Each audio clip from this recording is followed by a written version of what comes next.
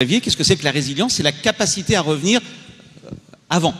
Eh bien, on le sait, normalement, pour les pays qui seront vaccinés, c'est-à-dire pas tous, on devrait retrouver le PIB à la production de 2019 en 2022. Ça ne sera pas la même chose pour les pays en voie de développement, on y reviendra. Mais je voudrais introduire une petite nuance, ou plutôt une complexité. On ne va pas revenir en arrière, parce que dire rebondir, c'est on va revenir comme avant.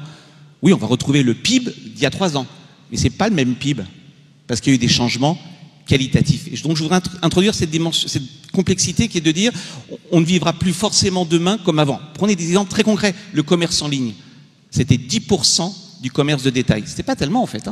Nous achetions encore dans les magasins.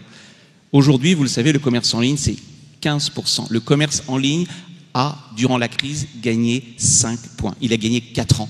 On ne va pas revenir en arrière parce que, pour de bonnes ou de mauvaises raisons, on a changé nos comportements. Zoom, même chose.